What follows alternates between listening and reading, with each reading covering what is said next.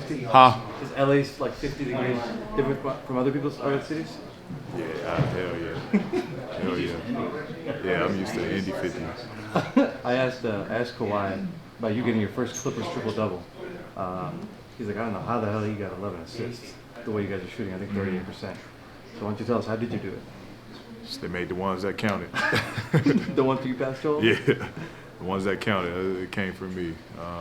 Yeah. This seemed like a grinded-out game from beginning to end. What did you think the game kind of shifted in your favors? I mean, I thought late or mid third. I thought we started to gain some type of I guess rhythm, and then fourth quarter, you know, we made the right plays. We got stops. I thought it was the transition game that really got us into a good rhythm. We were able to get out and run and spread the floor and make plays. We played off of closeouts, and I thought we just found a good rhythm there. Well, what does it mean to you to get that triple double? It's the first time in 4 years that you got it. Last time you did was, you know, your near MVP season in OKC. Yeah, I mean, it's no huge significance to it other than, you know, I just try to go out and play the game the right way. Again, it's just how I approach the game. Try to do whatever I can to impact. I mean, tonight just was able to come through for the team.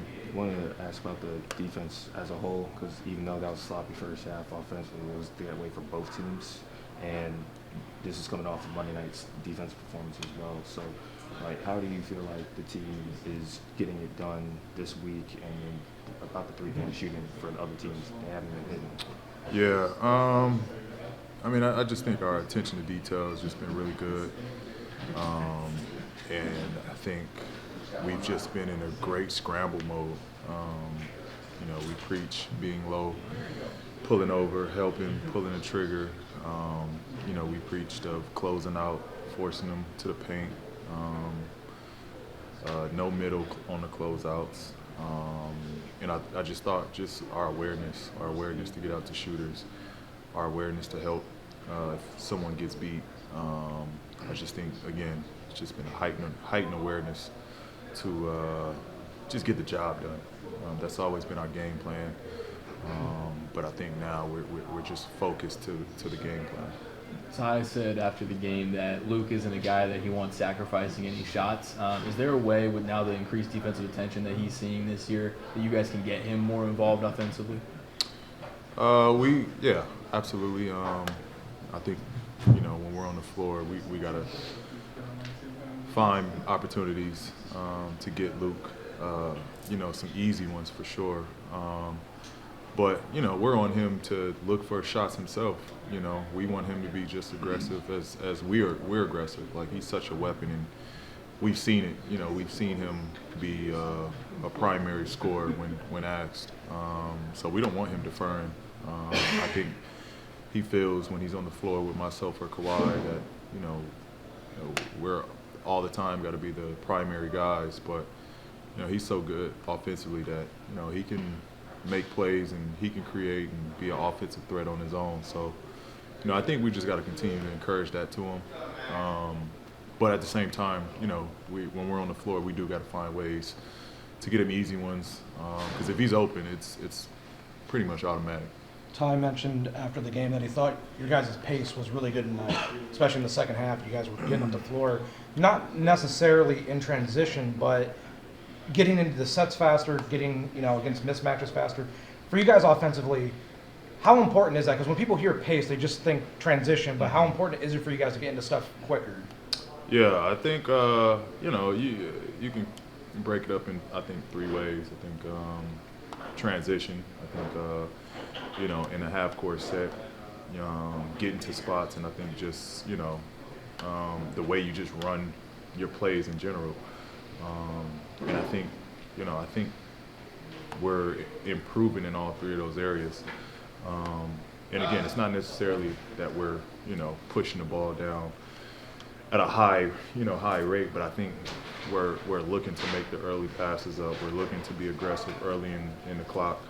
And I think once we get into the half court set, we're like running into, you know, our screening action. We're running into our pickaways. We're getting out of screens. And I think just overall our player movement has increased. So, you know, I think we're getting better. We're getting better. We're addressing the areas that we needed to get better at. And again, we're figuring it out. With the defense kind of progressing the way it is, Ty's talked about the need to play 48 full minutes. Like, what's the next step offensively, do you feel like, for this group? Knowing that obviously Kawhi won't play tomorrow and you're not going to have the same lineups game to game sometimes, where can you guys think that next step offensively? I think just addressing the areas where we have dips. One of those being our small lineup. I think that's the next step, is figuring out our space and figuring out how to play with a 5-out group, playing smaller. You know, because that's an area where you know, we can have a dip where we're a little slow, we're a little, you know, guys unsure where to go, who to go screen for, where to space. So we can eliminate that, the moments where we kind of just have like dead time on the clock where we're not doing much, and it becomes an ISO game. We can eliminate that. You know, we'll be better offensively. But I think we're great when Big Zoo's at the 5. We have a big screener, and especially the last couple teams, they've been in deep drops, so it's been allowing myself, Kawhi, to get downhill, make plays.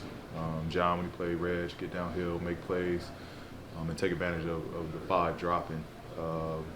But you know, I think to improve, we got to get better off small lineup. If I may, one more. You've been so anxious to get that minutes limit removed. I know that's happened recently. Does not having sort of that clock in the back of your head about how many more do I have, has that affected you in a positive way the last few games? Sort of play more free? Yeah, it just lets you play more free, and you know, it takes away of, you know, wondering like, how am I doing enough? Like, I know that you know, that time is coming up soon. Am I impacting the game? Am I doing enough? Like, so and then just in general, looking over at the sideline to see if someone's coming in for me.